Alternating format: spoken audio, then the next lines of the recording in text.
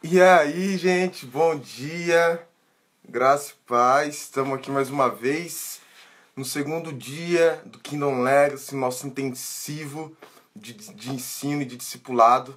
E estamos vivendo uns tempos incríveis aqui. Nós vamos continuar aquilo que o Senhor está falando com a gente.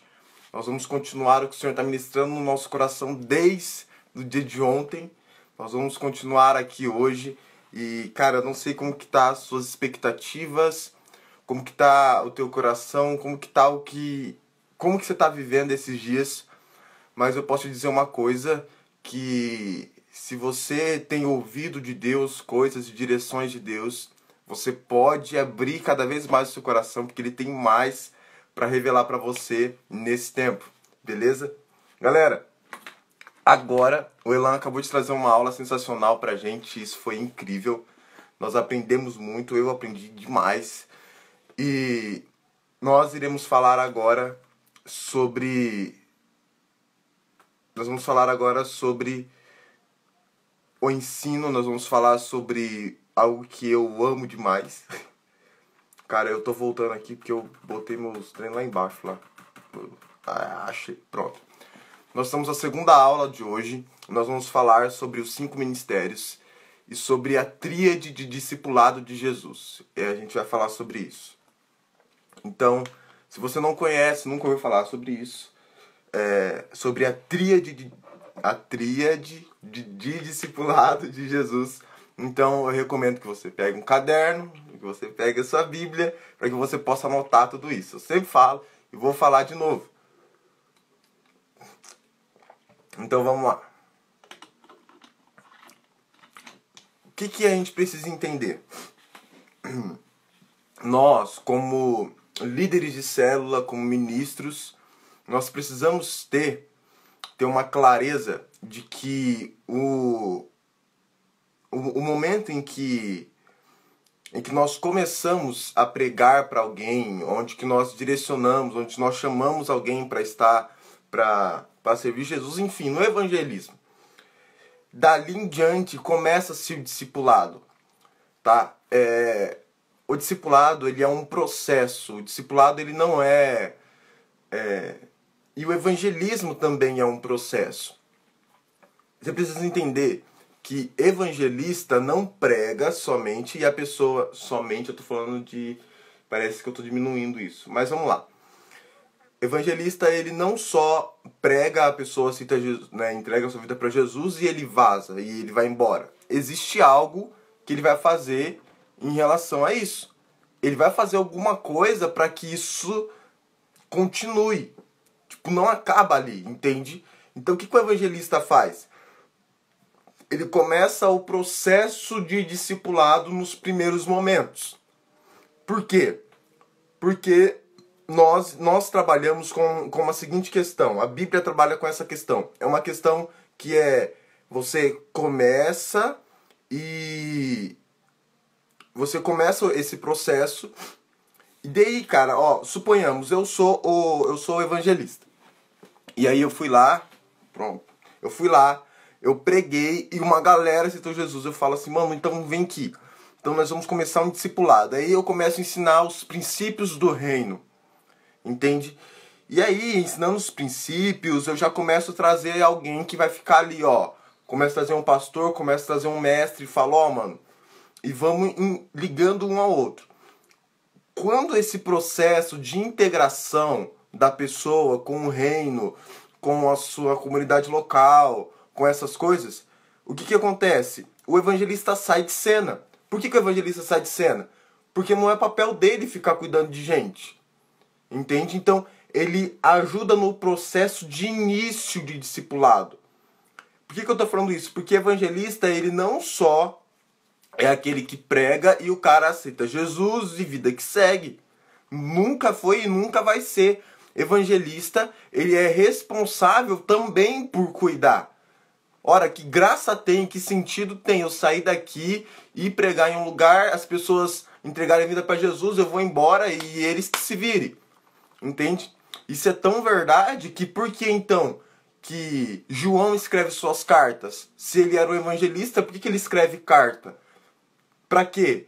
E outra, se você analisar as cartas de João, 1 João, 2 João, 3 João, você vai ver que as epístolas que ele escreve são epístolas com conselhos pastorais. Nossa, velho, todo evangelista precisava ouvir isso. Olha, presta atenção, você analisa o Evangelho de João, é um evangelho evangelístico. Evangelho evangelístico. É um livro evangelístico, o Evangelho de João. Quando você vai para as epístolas de João, 1 João, 2 João, 3 João, lá pertinho de Apocalipse, quando você lê aquilo, você ouve ele falando coisas como do tipo, olha a diferença de direcionamento em palavras.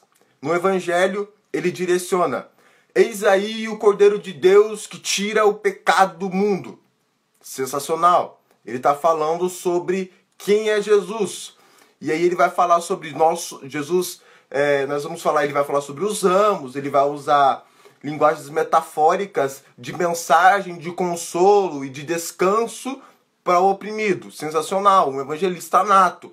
Mas de repente ele escreve uma carta dizendo, filhinhos, não pequeis, mas se pecardes, tem um advogado junto ao Pai.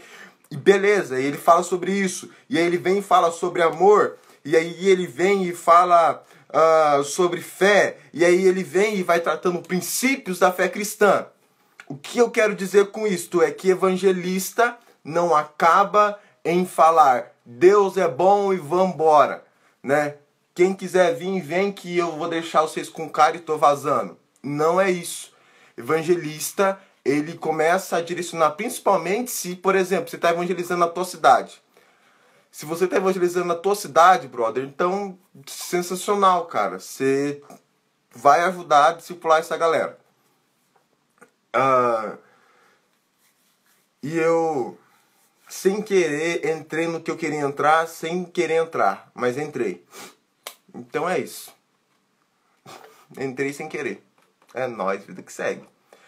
Bom, mas então eu vou falar sobre... E cara, você vai precisar assistir isso aqui até o fim, porque senão você não vai entender nada.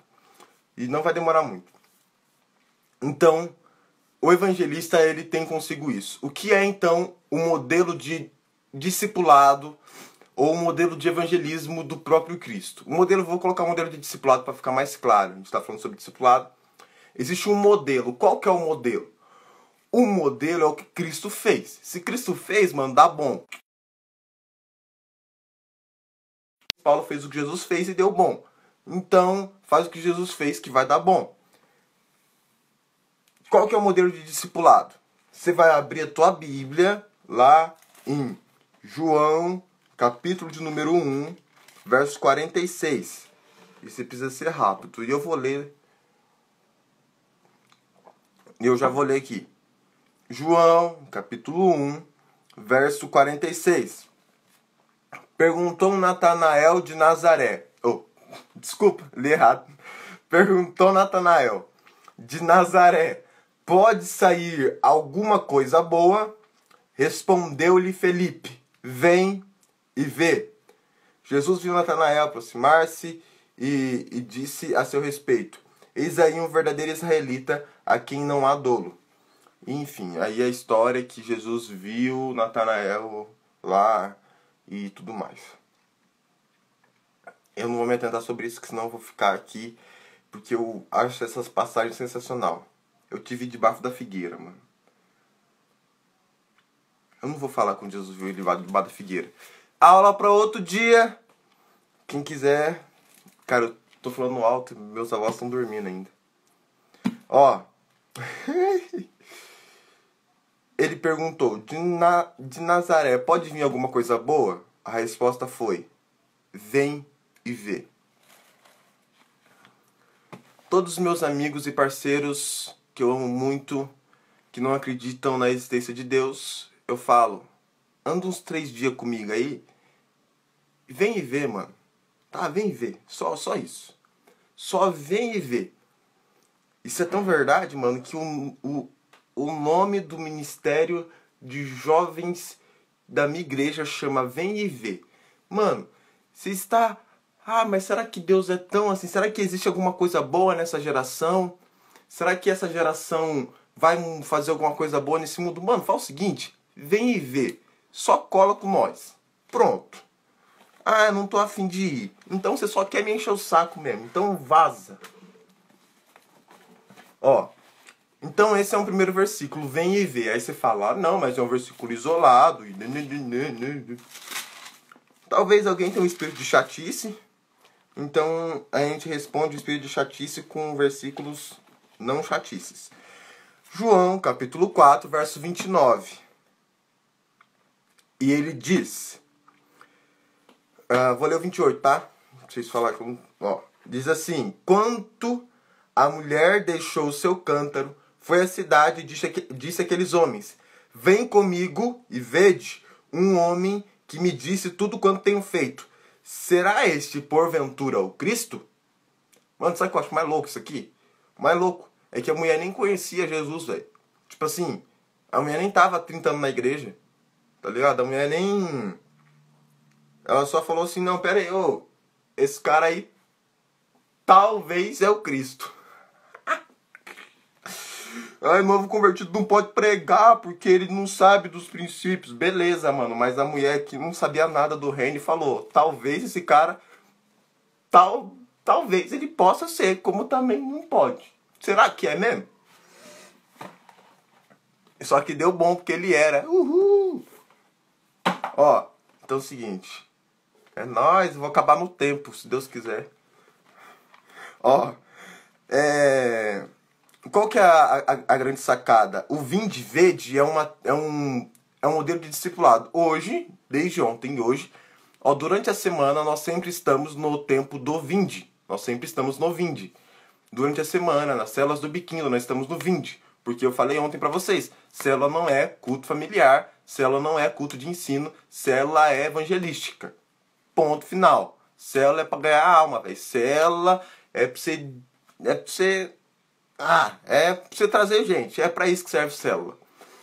Ponto final. Se célula não é grupo de ensino, se célula não é culto, célula é evangelismo. Se célula é evangelismo, eu não vou ficar pregando esses trem na célula. Por quê? Porque ninguém sabe do que eu tô falando. Quando eu falo ministério, o cara já fica com raiva porque fala, tem a ver com igreja, tem a ver com pastor, e pastor é ladrão, e já era, não vou mais ficar aqui. Então não se usa isso nas células. O que você faz então? Você prega o vinde. Vinde a mim, todos que estáis cansados, sobrecarregados, que eu vos aliviarei. Ponto. É isso que se prega na nossa célula. E o que faz num tempo de liderança de célula? Prega o vede. Vem e vê. Quando o cara vem, ele tem que conferir. Paulo fala sobre isso, conferindo coisas espirituais com espirituais. Então, para o cara participar de uma conferência, de um alinhamento com lideranças, ele tem que ser espiritual, porque eu só posso conferir coisas espirituais com espirituais. Entende isso aqui? Então, se nós estamos conferindo coisas espirituais com espirituais, a conferência disso tem que gerar alguma coisa. E o que essa conferência vai gerar? Essa conferência do que Deus está falando conosco vai gerar prática diária. E qual que é a prática diária do evangelho? E de pregar o evangelho a toda criatura. O que o Elon acabou de falar. E de anunciar. Entende? E de ser testemunha. Seja mártires do evangelho. Então qual que é o sentido do evangelho? Vem, aprende e vai. Vem, aprende e vai. Vende, aprende e vai. Pronto. Vende. Vender o quê? Vinde, aprende e rapa fora, velho. É isso. Então, mano, de verdade, eu tenho um sério problema que a maioria dos pastores tem um trem que é assim, ó. Você... mano, não cabe 400 pessoas na igreja, então vamos ficar com 400, velho. Não vamos ficar fazendo 30 cultos, porque vai ficar aquele monte de gente não vai cuidar. Não, mano. Minha cabeça é assim, velho. Vem, aprende, depois que você aprende, rapa fora, velho. Eu só quero que você volte aqui com 30 pessoas sendo discipulado por você. Senão, não volta. Brincadeira, gente. Brincadeira. Eu sou a favor da paz mundial. Mas eu só queria dizer isso. Vai e multiplique. Sede fecundos e multiplicai. Isso é uma ordem de todo ser humano. Crescer e multiplicai. Você nasceu para fazer isso. E agora eu tenho que encerrar. Eu falei sobre evangelista. Então o princípio aqui é esse. Tá? Para isso, nesse livro aqui, que eu mostrei pra vocês ontem. Esse cara aqui, o Larry Scrubber, é o nome dele.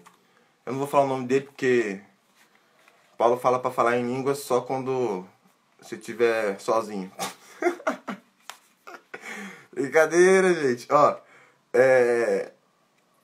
aqui ele fala um negócio sobre aqui, ó. Cada célula vai ter as suas características. Então, olha que interessante.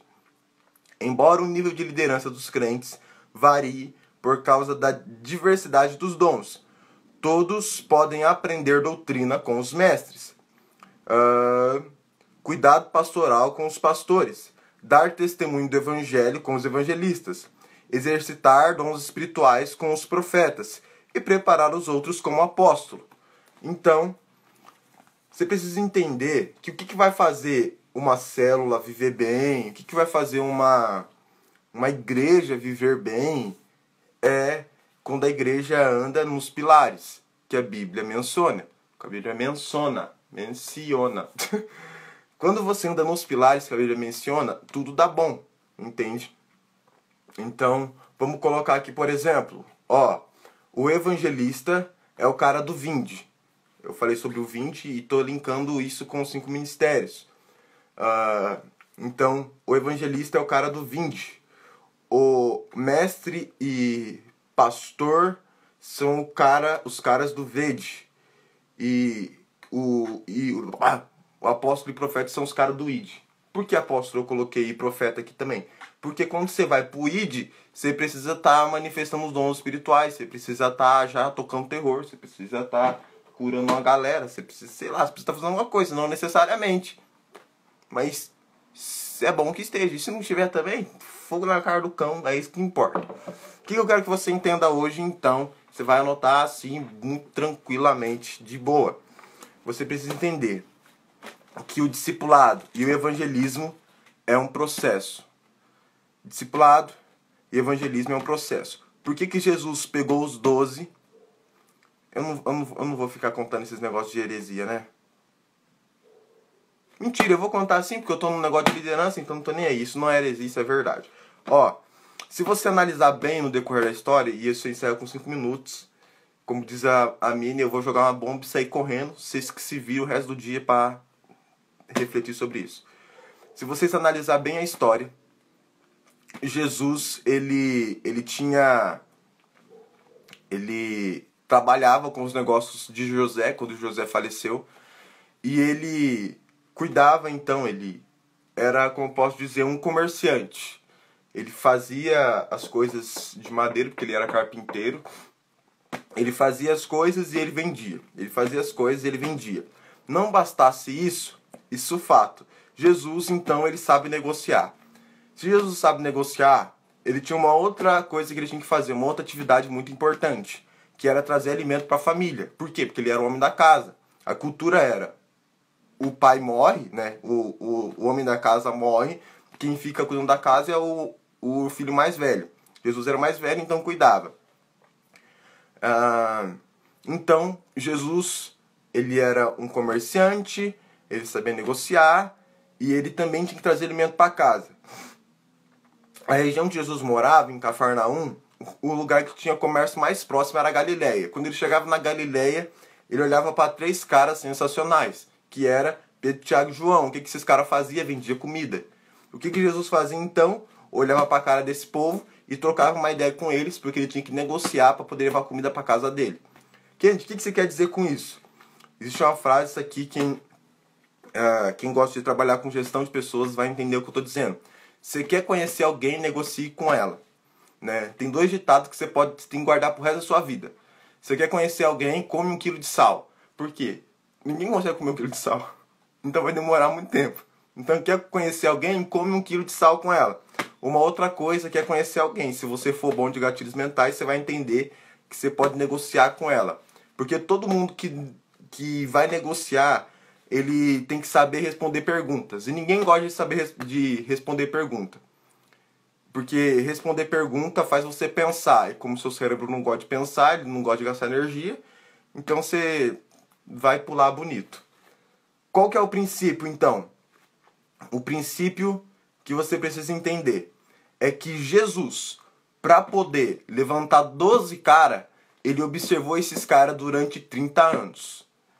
Ele olhou para João, ele olhou para Pedro, olhou para Tiago, porque todos viviam na mesma região e todos trabalhavam com coisas parecidas, todos trabalhavam com comércio. E Jesus ele vai e olha para a vida dos caras e observa eles durante 30 anos. Quando Jesus tem a palavra de Deus para começar o seu ministério, ele pega e fala assim: já sei o que eu quero. Porque ele sabia quem ele queria, porque ele negociou com todos os 12.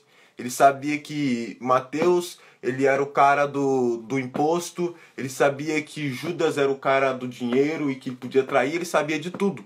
Por quê? Porque ele observou os caras. E por observar os caras, ele pega os caras e fica 3 anos trabalhando com eles. Porque ele sabia que 3 anos era o suficiente para poder mudar aquilo que ele precisava mudar na vida daqueles 12 homens. Então ele fez isso. Pegou 3 anos da sua vida e mudou a vida dos 12. Para quê? Para que os 12, em alguns anos, pudessem mudar o mundo. O que eu preciso que você entenda? Que discipulado e evangelismo não é do dia para a noite. É um processo de maturidade. É um processo de aprendizado. Kennedy, que eu preciso entender, e se eu tiver que anotar uma frase para resumir essa aula, o que eu tenho que fazer? Anote assim: cumprir minha vocação é a reparação do meu próprio ego. Vou repetir. Cumprir minha vocação é a reparação do meu próprio ego. Por quê? Quando você anda com Cristo e ele começa a mudar você, ele te dá um ministério. Para quê? Para você mudar os outros? Não, porque quem vai mudar os outros é ele. Para você ganhar alma? Não, porque quem vai ganhar alma é ele. Então, o que você tem que fazer? O que você precisa entender? Que ministério é para mudar quem você é. Porque nem para cumprir o ministério você presta. Então ele fala: vou dar um ministério para mudar ele. Foi isso que aconteceu com Pedro. Imagina só, um cara que não tem paciência, um cara que é impaciente, explosivo, inconsequente, tem vários transtornos psicológicos, não lidera suas emoções. Deus fala para ele assim: ó, vou te colocar como um dos líderes da igreja de Jerusalém.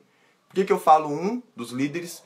Porque nossa cultura é importante declarar e deixar isso bem claro, que ele não era o único pastor da igreja de Jerusalém. Pedro, então, é um dos pastores da igreja de Jerusalém, sendo inconsequente, sendo explosivo, sendo... como que fala? Sendo inconsequente, sendo explosivo, sendo imperativo e não sabendo dominar suas emoções. Logo, tinha tudo para dar errado. Mas Deus coloca a pressão nele e fala: você vai ficar de linha de frente. Por quê? Para mostrar que ele pode pegar alguém que tem totalmente... alguém que é improvável para fazer a vontade dele? Não, porque ele só pega gente improvável. Porque ninguém é provável, ninguém tem chance de cumprir ministério, porque todo mundo só pensa maldade. Eu falei sobre isso ontem. Então, o que ele faz? Ele pega Pedro e fala assim: Pedro, eu vou pegar você com todos os seus defeitos, vou colocar você para liderar uma igreja, que você precisa ser o oposto, você precisa ser paciente, você precisa dominar as suas emoções, para ora ser explosivo, ora ser paciente. E por que ele faz isso? Porque o ministério é para reparar o meu próprio ego, é para reparar quem eu sou, é para mudar quem eu sou. Então você precisa entender que em toda a missão que você vai fazer é para mudar quem você é. Quem disse é egoísta? É lógico que você não vai ficar pensando nisso, mano. Você vai querer ganhar alma e tudo mais. Só que depois que você voltar para sua casa, você vai pensar: o que eu aprendi com isso? Porque precisa mudar quem nós somos. Nós encerramos essa aula entendendo os 5 ministérios e o modelo de discipulado de Jesus. Tá certo? Kennedy, por que nós não vamos ter a crítica textual do texto? Porque eu achei que você ia fazer isso. Por que você não vai fazer? Por que eu não vou fazer isso? Porque, cara, você já ouviu falar sobre 5 ministérios a sua vida inteira. Então, fique com o que você sabe e vamos para a próxima aula. Até mais.